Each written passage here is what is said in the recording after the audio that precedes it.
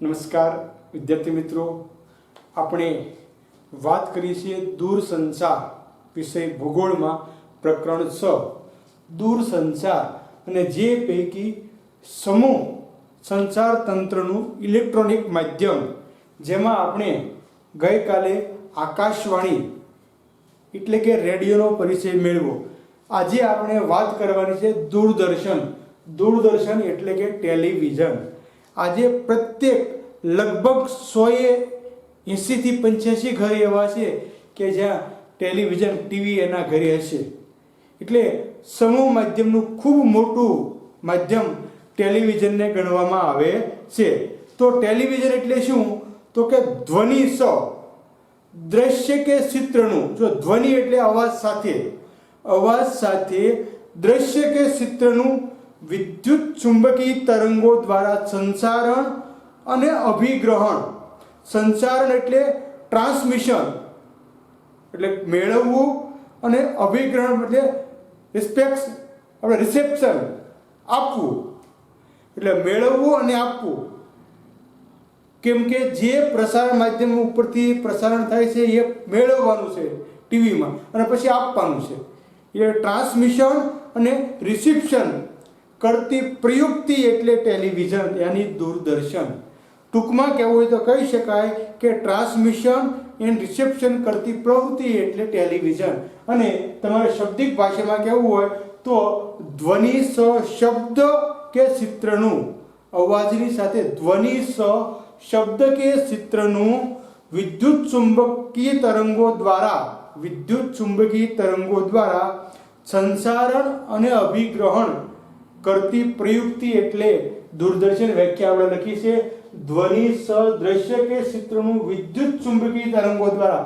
જો એમાં ચુંબકનું મહત્વ છે, કેમ કે આપણું તમે ટીવી કે એલસીડી ખોલો તો એમાં ચુંબક હશે મોટું એક.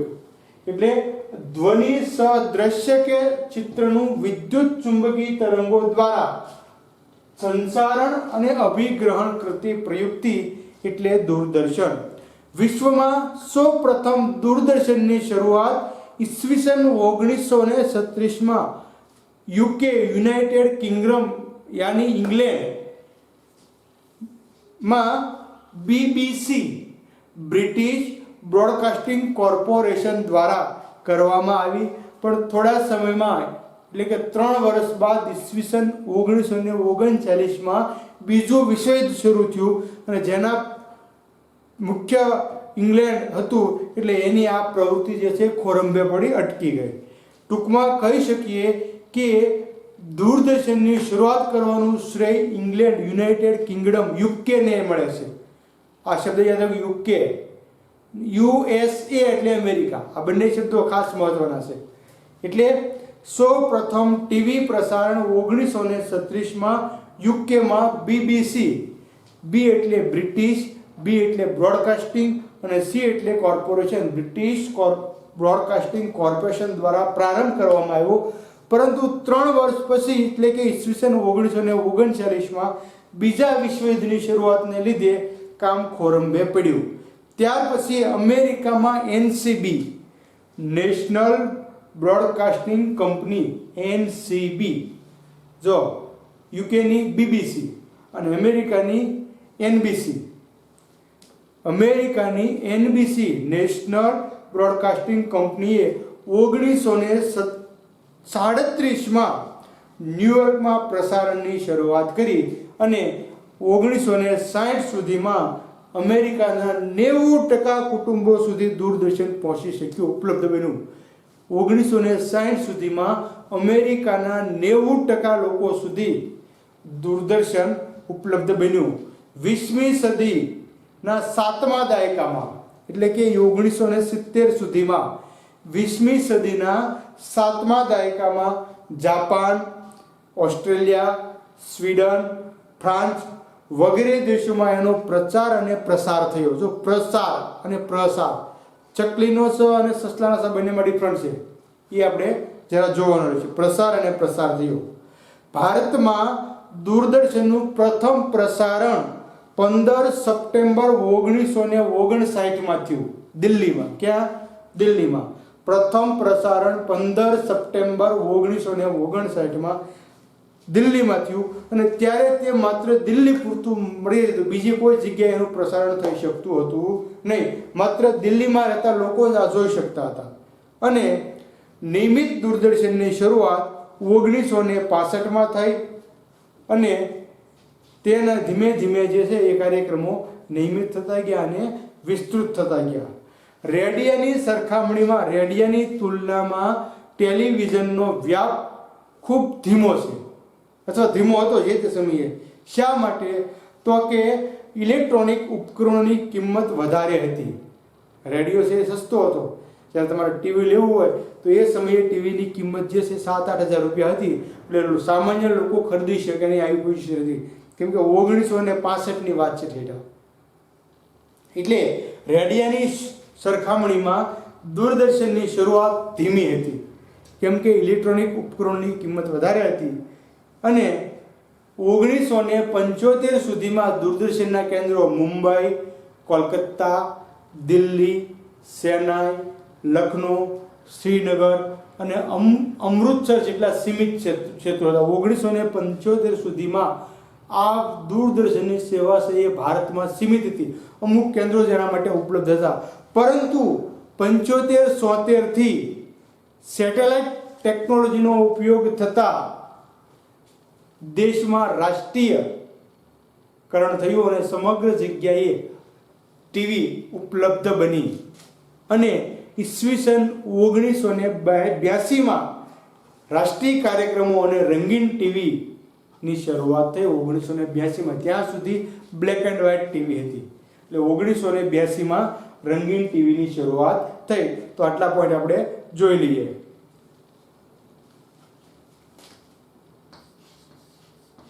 વિશ્વમાં સૌપ્રથમ ટીવી પ્રસારણ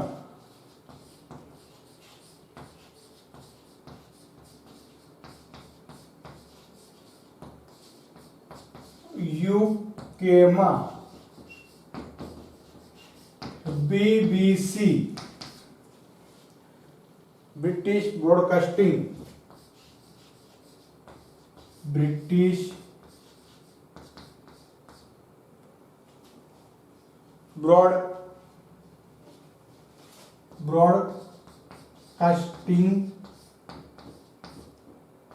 કોર્પોરેશન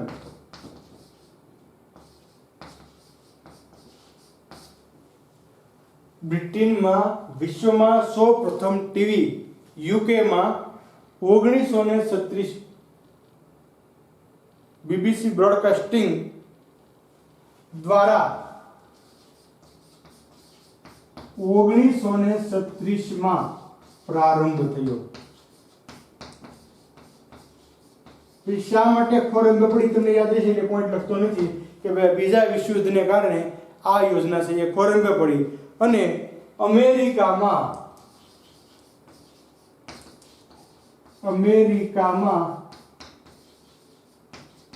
એનબીસી નેશનલ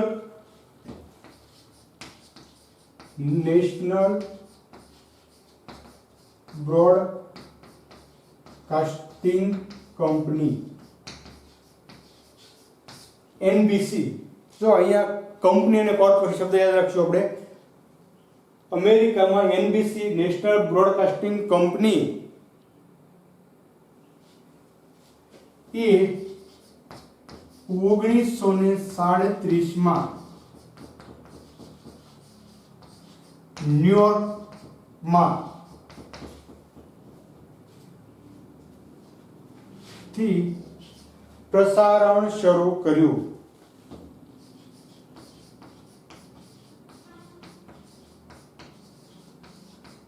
ન્યુયોર્કમાંથી પ્રસારણ છે એ શરૂ કર્યું. અને ઈસવીસન 1960 સુધીમાં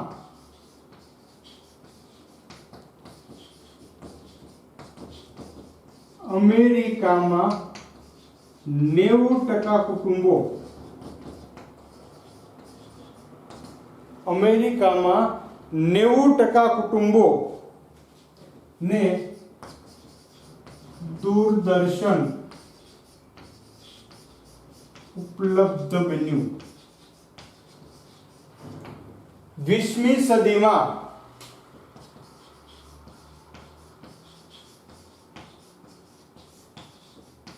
સાતમા દાયકામાં 20મી સદીમાં સાતમા દાયકામાં જાપાન,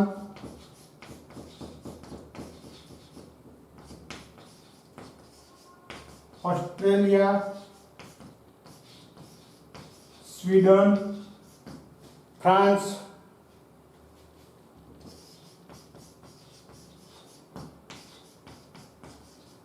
વગેરે દેશોમાં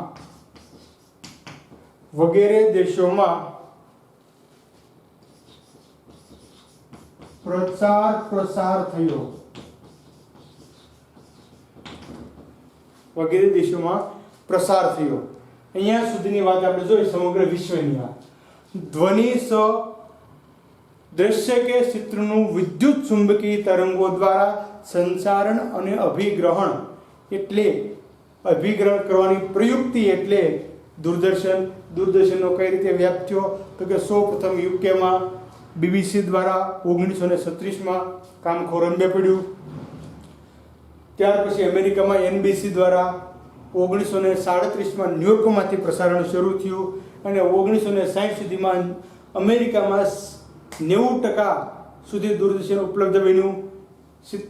7મા દાયકામાં ઓસ્ટ્રેલિયા, ફ્રાન્સ, જાપાન, સ્વીડન સુધી એનો પ્રસાર થયો.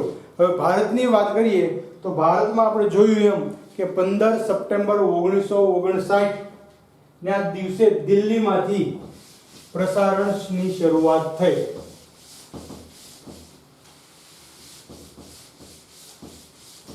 તો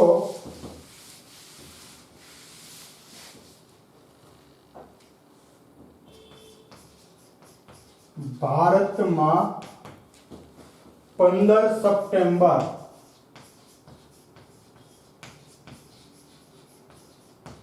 1959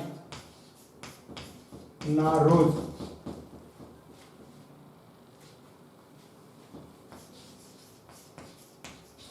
દિલ્હી ખાતે પ્રસારણ થયું. દિલ્હી પૂરતું સીમિત.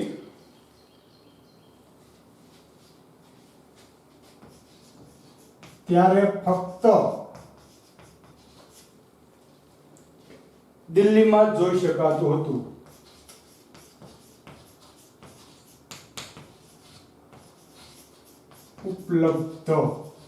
ત્યારે ફક્ત દિલ્હીમાં જ ઉપલબ્ધ હતું.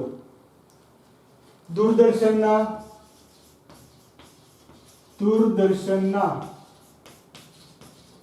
નિયમિત કાર્યક્રમોની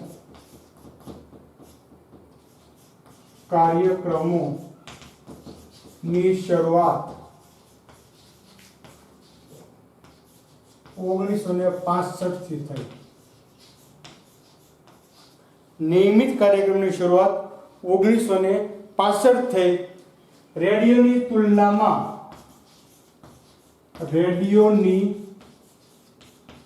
તુલનામાં ઓછો ઝડપી વિકાસ થયો. શા માટે? આપણને ખબર છે કે તે સમયે ઇલેક્ટ્રોનિક માધ્યમ છે એ ખૂબ મોંઘી કિંમત હતી એટલા માટે. અને 1975 સુધીમાં મુંબઈ, દિલ્હી, કોલકાતા,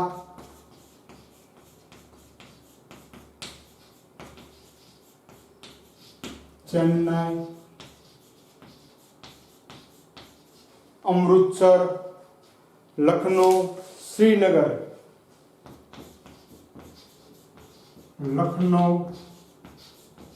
શ્રીનગર સુધી સીમિત કેન્દ્રો.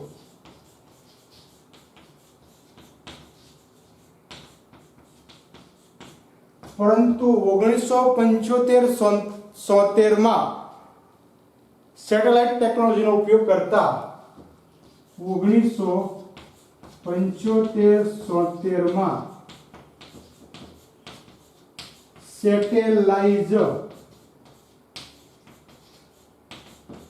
ટેકનોલોજીનો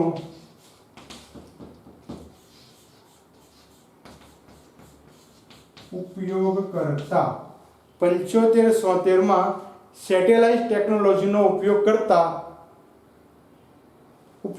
કરવામાં આવ્યો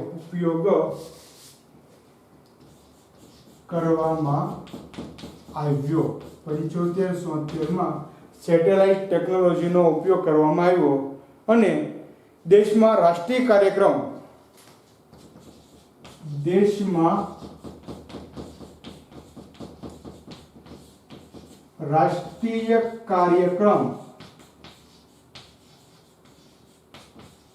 અને રંગીન ટીવી ની શરૂઆત 1982 માં થઈ.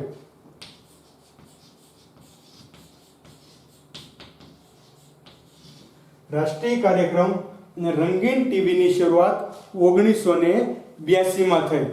ત્યાર પછી દૂરદર્શન ભારતનું રાષ્ટ્રીય ટેલિવિઝન પ્રસારણ છે. દૂરદર્શન ભારતનું રાષ્ટ્રીય ટેલિવિઝન પ્રસારણ છે. રાષ્ટ્રીય ટેલિવિઝન પ્રસારણ છે. રંગીન ટીવીની શરૂઆત 1982 માં થઈ. દૂરદર્શન ભારતનું રાષ્ટ્રીય ટેલિવિઝન પ્રસારણ છે અને તે વિશ્વના ઇલેક્ટ્રોનિક માધ્યમના સૌથી મોટા પ્રાદેશિક પ્રસારણ સંગઠનોનું એક છે. ઇલેક્ટ્રોનિક્સ માધ્યમના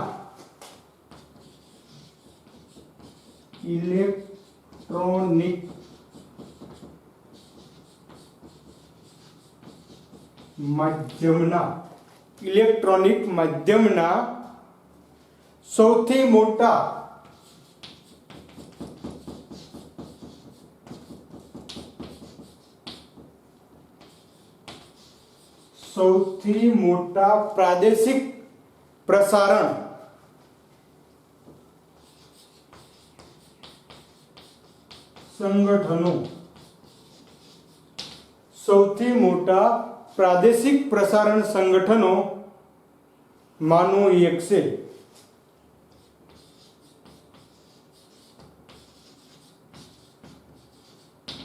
તો અહીંયા સુધીમાં આપણે ભારતના ઇલેક્ટ્રોનિક્સ યાની કે દૂરદર્શનની વાત કરી કે ભારતમાં 1959 15 સપ્ટેમ્બર 1959 ના દિવસે દિલ્હી ખાતે તેનું પ્રસારણ થયું. તે ફક્ત દિલ્હી પૂરતું સીમિત હતું અને એનો નિયમિત કાર્યક્રમ જે છે એ 1965 માં આપવામાં આવ્યો અને ત્યાર પછી રેડિયોની તુલનામાં આપણે જોયું કે દૂરદર્શનનો વિકાસ ખૂબ ઓછો હતો, કારણ કે તે સમયે ઇલેક્ટ્રોનિક ઉપકરણોની કિંમત છે એ વધારે હતી. એટલે જે તે સમયે લોકોને પરવડે તેવું ન હતું, એટલે ત્યારે તેનો વ્યાપ છે એ ખૂબ ધીમો હતો. પરંતુ 1975 સુધીમાં મુંબઈ, દિલ્હી, કોલકાતા, બેંગ્લોર, અમૃતસર, લખનૌ, શ્રીનગર આટલા સીમિત કેન્દ્રો એના હતા. 75-76 માં દૂરદર્શન પ્રસારણો માટે સેટેલાઇટ ટેકનોલોજીનો ઉપયોગ કરવામાં આવ્યો. સૌપ્રથમ 75-76 માં દૂરદર્શનના પ્રસારણ માટે સેટેલાઇટ ટેલિકોમનો ઉપયોગ કરવામાં આવ્યો અને દેશમાં રાષ્ટ્રીય કાર્યક્રમો અને રંગીન ટીવીની શરૂઆત ઈસવીસન 1982 માં થઈ.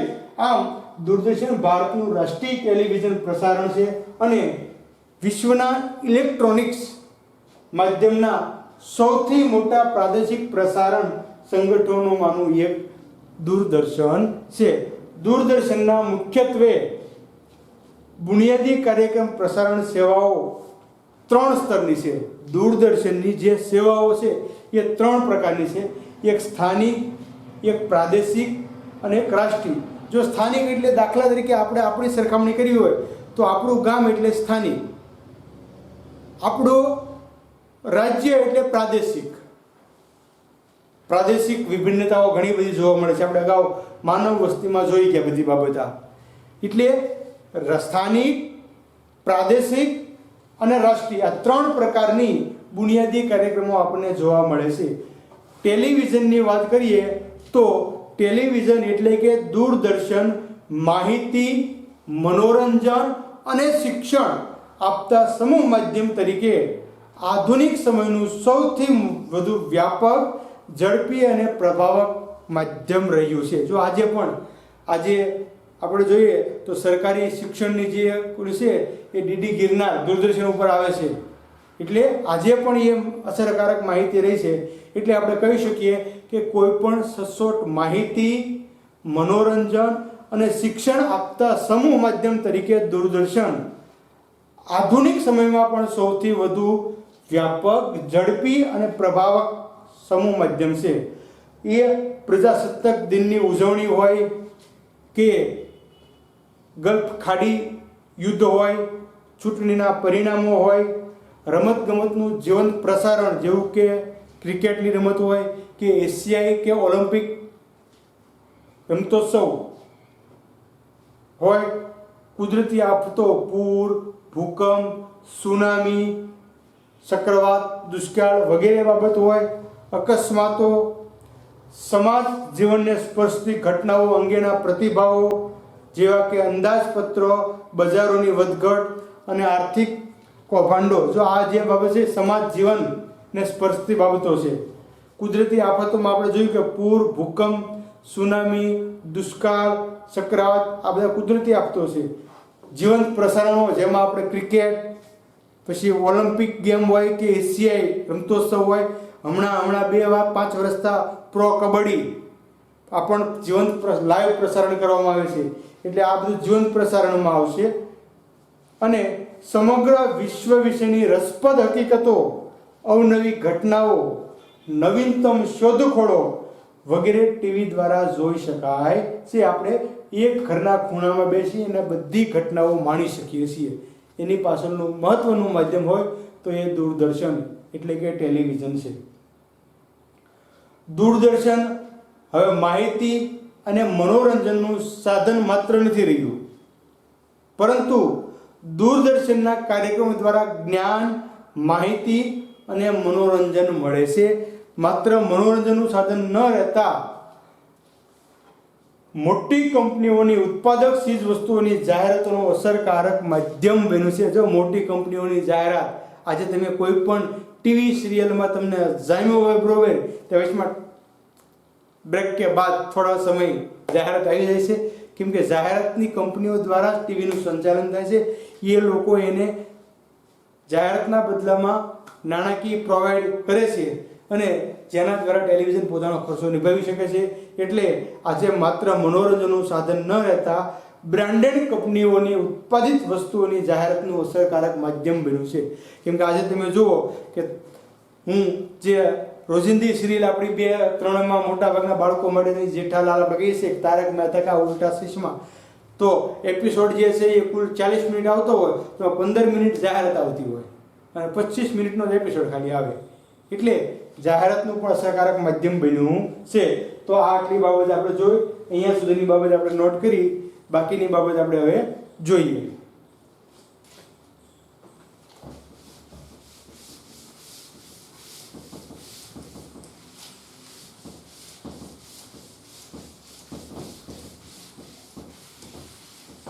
તો અહીંયા આપણે જોઈએ તો પ્રથમ કહી શકીએ કે દૂરદર્શનના બુનિયાદી કાર્યક્રમ પ્રસારણની સેવાઓ 3 સ્તરની છે.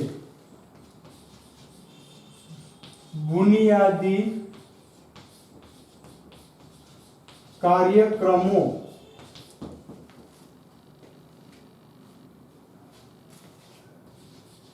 પ્રસારણ સેવાઓ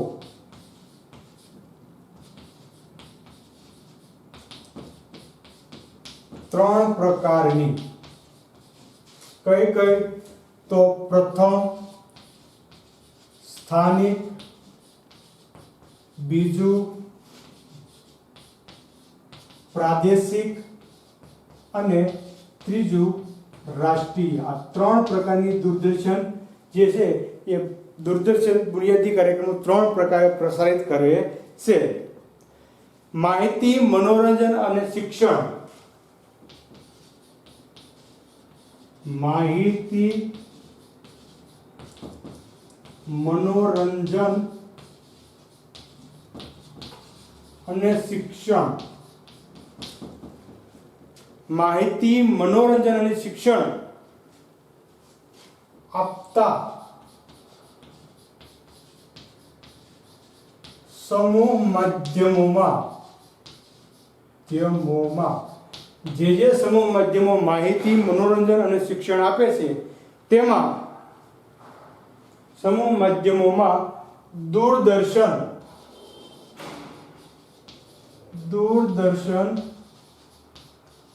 આધુનિક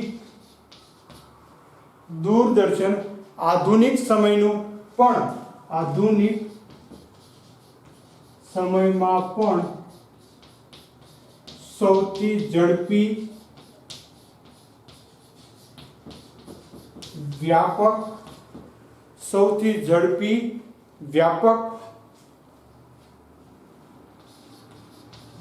સમૂહ માધ્યમ છે. સૌથી ઝડપી અને સૌથી વધુ વ્યાપક પ્રભાવક સમૂહ માધ્યમ આજે પણ દૂરદર્શન છે. બરોબર.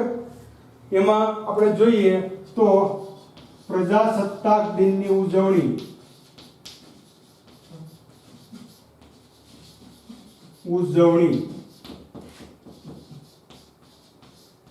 ખાડી યુદ્ધ. પ્રજાસત્તાક દિનની ઉજવણી, ખાડી યુદ્ધ, ચૂંટણીના પરિણામો.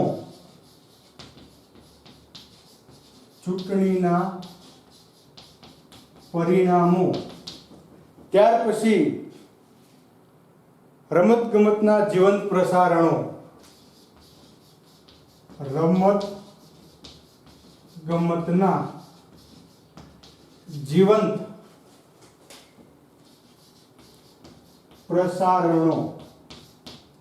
જેમાં ક્રિકેટ, એશિયાઈ કે ઓલિમ્પિક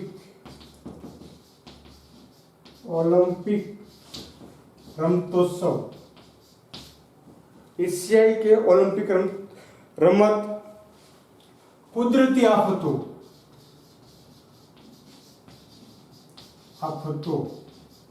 જેવી કે પૂર, ભૂકંપ,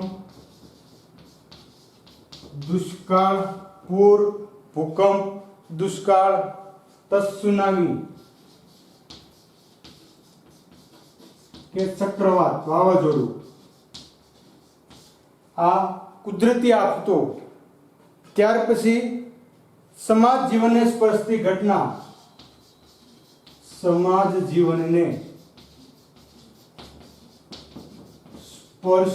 ઘટના, જેમાં કઈ કે ભાવ આવશે ખાસ યાદ રાખજો. સમાજ જીવનને સ્પર્શતી ઘટના જેમાં અંદાજપત્ર,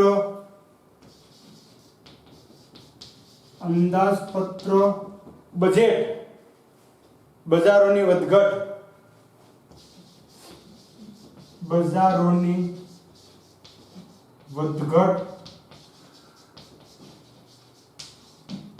આર્થિક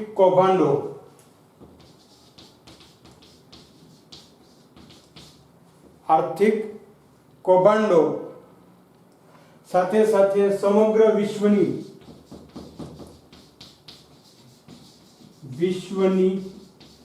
રસપ્રદ હકીકતો.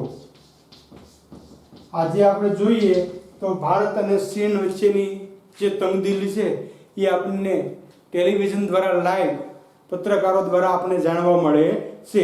એટલે સમગ્ર વિશ્વની રસપ્રદ માહિતીઓ, અવનવી ઘટનાઓ, નવીનતમ શોધખોળો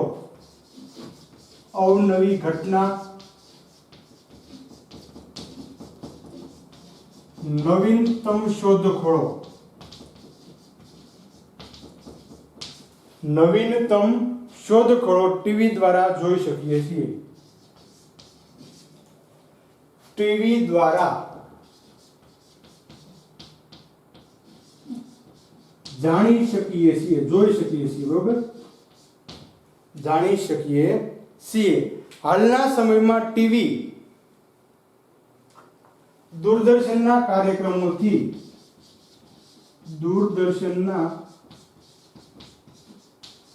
કાર્યક્રમો દ્વારા જ્ઞાન,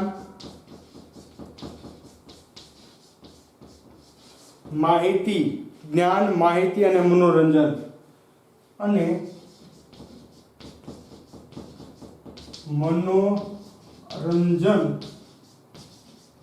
મેળવી શકાય છે. દૂરદર્શનના કાર્યક્રમ દ્વારા તમે જ્ઞાન, માહિતી અને મનોરંજન મેળવી શકો છો.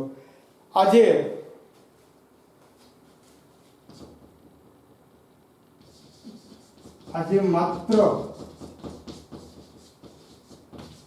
મનોરંજનનું સાધન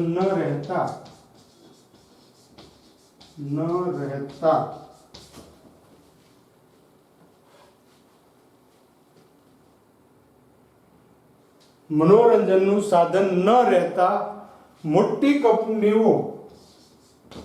મોટી કંપનીઓની ચીજ વસ્તુઓની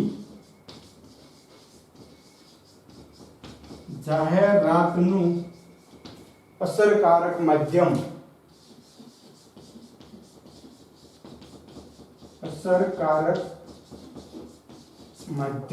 આજે માત્ર જ્ઞાન, માહિતી કે મનોરંજનનું સાધન ન રહેતા જાહેરાતનું અસરકારક માધ્યમ ટેલિવિઝન બન્યું છે. તો અહીંયા સુધીમાં આપણે ટેલિવિઝનની તમામ બાબતની ચર્ચા કરી. ફરી ટૂંકમાં રિપીટ કેવું હોય તો ધ્વનિ દ્રશ્ય કે ચિત્રનું વિદ્યુત ચુંબકીય તરંગો દ્વારા સંચારણ અને અભિગ્રહણ કરવાની પ્રયુક્તિ એટલે ટેલિવિઝન. સૌ પ્રથમ શરૂઆત યુકેમાં 1936માં BBC દ્વારા થઈ. એનું કામ ખોરંભે પડ્યું. ત્યાર પછી અમેરિકામાં NCB નેશનલ બ્રોડકાસ્ટિંગ કંપની દ્વારા 1937માં ન્યુયોર્કમાંથી એનું પ્રસારણ કરવામાં આવ્યું અને 1960 સુધીમાં અમેરિકામાં 90% લોકો સુધી દૂરદર્શન ઉપલબ્ધ બન્યું. 20મી સદીના 7મા દાયકામાં ઓસ્ટ્રેલિયા, જાપાન, સ્વીડન અને ફ્રાન્સમાં પણ એનો પ્રસાર થયો. ભારતમાં 15 સપ્ટેમ્બર 1959થી દિલ્હીમાં દૂરદર્શનનું પ્રસારણ શરૂ કરવામાં આવ્યું. સૌ પ્રથમ દિલ્હી પૂરતું મર્યાદિત હતું. ત્યાર પછી રેડિયો જેટલો એનો વિકાસ ન થયો, કારણ કે ઇલેક્ટ્રોનિક ઉપકરણોની કિંમત છે એ વધારે હતી. 1975માં દિલ્હી ઉપરાંત મુંબઈ, ચેન્નઈ, ત્યાર પછી કોલકાતા, લખનઉ, શ્રીનગર અને અમૃતસર એના સેન્ટર સીમિત રહ્યા. દૂરદર્શનનું પ્રસારણ માટે સૌ પ્રથમ 1975-76માં સેટેલાઇટનો ઉપયોગ કરવામાં આવ્યો અને ત્યાર પછી એનું રાષ્ટ્રીયકરણ થયું અને રાષ્ટ્રીય કાર્યક્રમ અને રંગીન ટીવી 1982માં શરૂ થયા. દૂરદર્શન ભારતનું ટેલિવિઝન પ્રસારણ માટેનું સૌથી મોટું પ્રાદેશિક પ્રસારણ ગણવામાં આવે છે અને વિશ્વમાં ઇલેક્ટ્રોનિકમાં સૌથી મોટા પ્રાદેશિક સંગઠનોમાંનું એક એટલે દૂરદર્શન છે, જેની બુનિયાદી કાર્યક્રમો 3 પ્રકારે પ્રસારિત કરવામાં આવે છે, જેમાં સ્થાનિક, પ્રાદેશિક અને રાષ્ટ્રીય કાર્યક્રમો આપવામાં આવે છે. દૂરદર્શન આજના સમયમાં પણ, આધુનિક સમયમાં પણ માહિતી, શિક્ષણ અને મનોરંજન માટેનું સૌથી અસરકારક માધ્યમ છે અને લોકો સુધી ઝડપી અને પ્રભાવક રીતે આજે પણ એ સમૂહ માધ્યમ તરીકે કામ આપે છે. એ પછી પ્રજાસત્તાક દિનની ઉજવણી હોય, ખાડી યુદ્ધ હોય કે રમતગમત માટેનું પ્રસારણ હોય, કુદરતી આફત અને સમાજ જીવનને સ્પર્શતી બાબતો દરેક માટે આપણને ટીવી દ્વારા આપણે જોઈ શકીએ છીએ. અને અંતે એટલું કહીએ કે દૂરદર્શન દ્વારા જ્ઞાન, માહિતી અને મનોરંજન મેળવી શકાય છે. હાલના સમયમાં માત્ર જ્ઞાન, માહિતી કે મનોરંજનનું સાધન ન રહેતા મોટી કંપનીઓની ચીજ વસ્તુઓની જાહેરાતનું અસરકારક માધ્યમ પણ દૂરદર્શન બન્યું છે. તો અહીંયા સુધીમાં વિદ્યાર્થી મિત્રો આપણે દૂરદર્શનની વાત કરી. એટલે સમૂહ માધ્યમમાં, ઇલેક્ટ્રોનિક્સ માધ્યમમાં આપણે અત્યાર સુધીમાં બે બાબત જોઈ.